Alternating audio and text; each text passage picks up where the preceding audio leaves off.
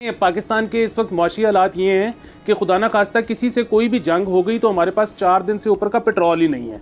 तो इसलिए हमें सबसे अच्छे ताल्लुकात चाहिए और ताल्लुकात उस्तावार करने के लिए ट्रेड से बेहतर कोई रास्ता नहीं होता। पीछे बात यह आ गई कि एक कदम हम बढ़ाते हैं तो वो भी रेसिप्रोकेट करें। जरूरी नहीं है कि वो करेंगे। जिसको ज्यादा जरूरत होती है वो ज्यादा एफर्ट करता है। इस वक्त हमें ज्यादा जरूरत है। इस वक्त अगर हम ज्यादा एफर्ट करें तो उसमें कोई बुराई नहीं है। जय हिंद। स्वागत है आपका हमारे चैनल पर एक और लेटेस्ट वीडियो में। दोस्तों, अगर यह वीडियो आप फेसबुक पर देख रहे हैं तो प्लीज़ आप हमारे पेज को फॉलो कर लीजिएगा। अगर यूट्यूब पर देख रहे हैं तो हमारे चैनल को सब्सक्राइब जरूर कीजिएगा और बेल आइकन का घंटा दबाइएगा ताकि आगे आने वाले वीडियो का आपको सबसे पहले नोटिफिकेशन मिल सके।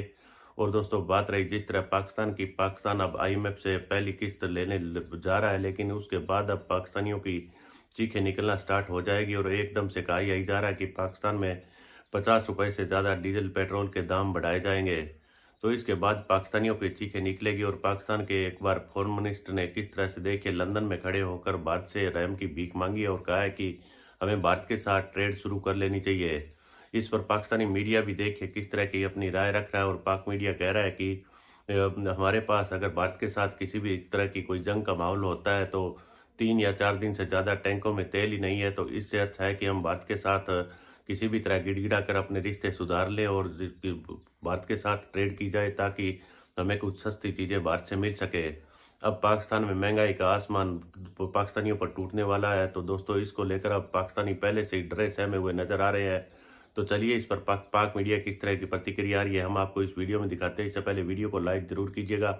चलिए करते हैं वीडियो स्टार्ट। अब अगस्त 2019, अब 2019 याद रखिएगा, भारत ने मकबूजा कश्मीर की कानूनी हैसियत खत्म की थी। दूसरी तरफ उल्टा चोर कोतवाल को डांटने वाला इस वक्त बात हुई है मुतरातिब। भारत ने पाकिस्तान के साथ मुज़ाकरात से साफ इनकार कर दिया। भारतीय वज़ीर ख़ारजा एस जयशंकर ने एक बार फिर दहशतगर्दी का वावेला करते हुए कहा कि चूंकि भारत में दहशतगर्दी की कार्रवाइयों में पाकिस्तान मुलव्विस रहा है, इसलिए हम माजी को भूलकर पाकिस्तान से तिजारती ताल्लुकात बहाल नहीं करेंगे।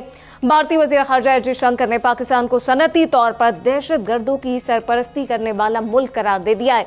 अब इस तमाम सूरत हाल पे फिर सवाल ये खड़ा होता है कि इसहाक डार को सस्ती तिजारत सिर्फ भारत से ही क्यों नजर आती है। लगारी साहब, वाकईतन भारत से ही सस्ती तिजारत मुमकिन है और सरमायाकार भी यही चाहते हैं, कोई दूसरा मुल्क नहीं है। पहले तो आप बेसिक इश्यूज की, आपका जो कंट्रडिक्शन है, कॉन्फ्लिक्ट है इंडिया के साथ, उस पर आप बात करें। कम अज कम अपने लोगों को एतमाद मिले, अपने इदारों को एतमाद मिले। आप सिक्योरिटी, पाकिस्तान का जो सिक्योरिटी का इदारा है उसके साथ बात करें कि जनाब ये मामलात हैं। आपकी जो भी दीगर पॉलिटिकल एलाइज हैं उनके साथ बात करें, उनके साथ बैठ कर कहें कि जनाब ये मामलात हैं, हम इस तरह से चाहते हैं कि इंडिया के साथ ये मौजूदा हमारे इख्तलाफात हैं, हमारा कश्मीर का इशू है, हमारा सरकरी का इशू है, हमारा पानी का इशू है, हमारे दीगर इशूज हैं। इन इशूज़ के होते हुए क्या हम ऐसा कर सकते हैं कि उसके साथ बायलैटरल ट्रेड के बारे में गुफ्तगू करें। इसके बारे में आपको अपनी पार्लियामेंट से, आपको अपनी पॉलिटिकल पार्टियों से, आपको पाकिस्तान की एस्टैब्लिशमेंट से, पाकिस्तान के ताकत के मराकज़ से, तमाम इदारों से बात करनी पड़ेगी। अगर आपने ये कर ली है, ये प्रैक्टिस कर ली है और उनसे एतमाद हासिल कर लिया तो गो अहेड, आप जाएं और करें ये कारोबार। लेकिन अगर वो साथ नहीं है तो फिर आपको बहुत महंगा पड़ेगा। दूसरी बात यह है कि आपको कोई रुकावट नहीं है कि आप ईरान से और अफगानिस्तान से बिजनेस करें। आपको किसने मना किया है कि आप ईरान से बिजनेस ना करें? ईरान के साथ आपका बहुत बड़ा पोटेंशियल बन सकता है और वहां पर बॉर्डर पर जो मार्केट्स बनाते हैं उसका भी बहुत बड़ा पोटेंशियल बन सकता है। आप उसको कंसीडर ही नहीं करते, उस पर गौर ही नहीं करते। आपकी और ईरान की बायलैटरल ट्रेड $400 बिलियन के करीब भी नहीं है इस वक्त तक, और ईरान की और इंडिया की जो बायलैटरल ट्रेड है वो $20 अरब तक पहुंच चुकी है। आपकी दुनिया के किसी मुल्क से भी $20 अरब की ट्रेड नहीं है। बायलैटरल ट्रेड किसी मुल्क के साथ भी नहीं है आपकी। और इंडिया की जो है वो चीन के साथ वो 50 अरब से भी आगे जा चुकी है, अब उससे बहुत आगे जा रही है। बिल्कुल, उससे भी यकीनी तौर पे आगे जा रही है। लेकिन शहराजी साहब, आप समझते हैं कि डार साहब दीगर ऑप्शन पर गौर खुद नहीं कर रहे या भारत के अलावा कोई ऑप्शन नहीं है तिजारत के लिए? देखिए, इसहाक डार साहब बड़े माजरत के साथ वो शायद कोई ग्रेटर पंजाब की तिजारत की बात कर रहे हैं। आप ये बताएं कि इंडिया के साथ कौन सी तिजारत करना चाहते हैं इसहाक डार साहब? हम कौन से ऐसे चीजें यहाँ पे डेवलप कर रहे हैं, बना रहे हैं जो कि हम इंडिया को भेजेंगे?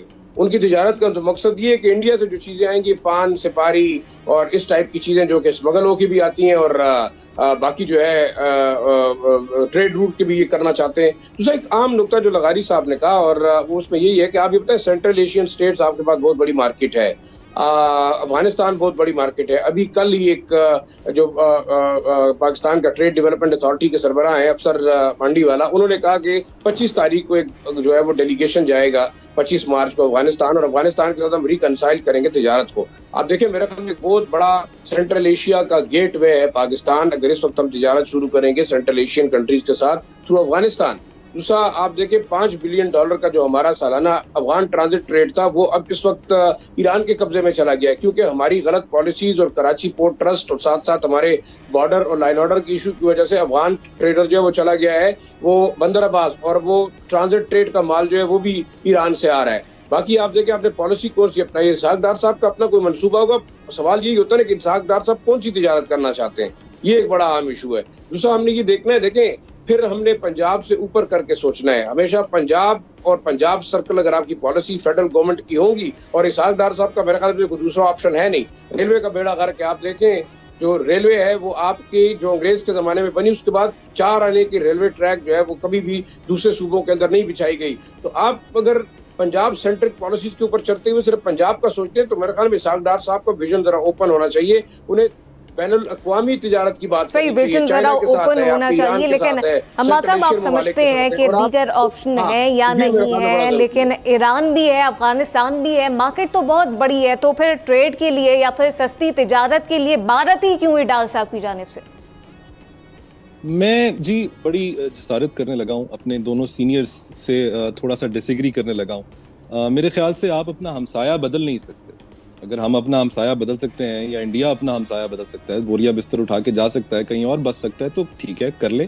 फिर जहाँ पर ऐसी जगह पर चले जाते हैं जहाँ पर हम अपने पसंदीदा लोगों के साथ हों, उनके साथ तिजारत कर लेंगे। तो जो चीज़ हमारे करीब तरीन है, वो ईरान हो, अफगानिस्तान हो, मैं उनकी बात से बिल्कुल इस चीज़ से एग्री करता हूँ कि यहाँ पर भी बात करनी चाहिए, होराइजन को ब्रॉड करना चाहिए, तमाम जगह पे बात करनी चाहिए, लेकिन सिर्फ एक नफरत की बुनियाद पर इंडिया के साथ जो है अपने तमाम ताल्लुकात को रोकना नहीं चाहिए। हमारे ताल्लुकात उसके साथ रुके ऑलरेडी भी नहीं है।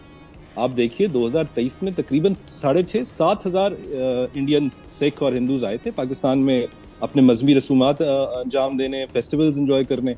फिर अभी हमने पिछले साल तकरीबन 450-500 लोगों को, उनके माहीगीरों को, उनके सिविलियंस को हमने रिलीज किया। तो खैर सगाली का जज्बा हम यहाँ पे भी दिखा रहे हैं। मेरे ख्याल से इसको मजीद आगे बढ़ाना चाहिए। हमें वीजा रजीम अपनी सॉफ्ट करनी चाहिए, हमें रिलीजियस टूरिज्म को मजीद आगे बढ़ाना चाहिए। अगर ये तो एक ऐसा पॉइंट है इंडिया और पाकिस्तान।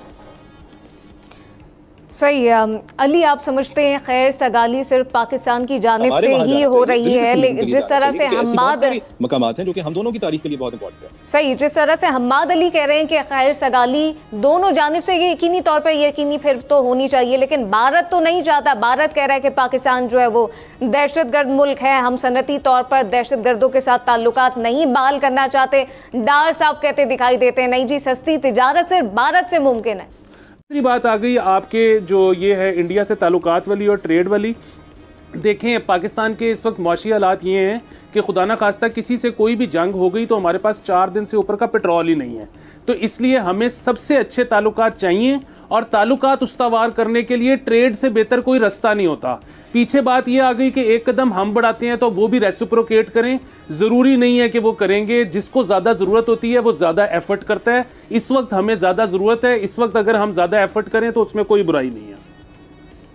सही, लेकिन इस वक्त यकीनी तौर पे दीगर ऑप्शन भी हैं जिनको ज़ेर गौर लाना चाहिए। और बड़ी डिवाइडेड इस पर ओपिनियन आ गए। लेकिन नाज़रीन, अब सूरत हाल ये है कि पाकिस्तान में लापता अफराद के तो देखा होगा दोस्तों किस तरह से यह ट्रेड बंद करने का फैसला इमरान खान ने किया था। जब भारत ने कश्मीर से धारा 370 हटाई थी, तब इमरान खान ने पाकिस्तानियों को कहा था कि हम भारत के साथ ट्रेड बंद करने का फैसला करते हैं, और पाकिस्तानियों को लाइनों में भी खड़ा किया था।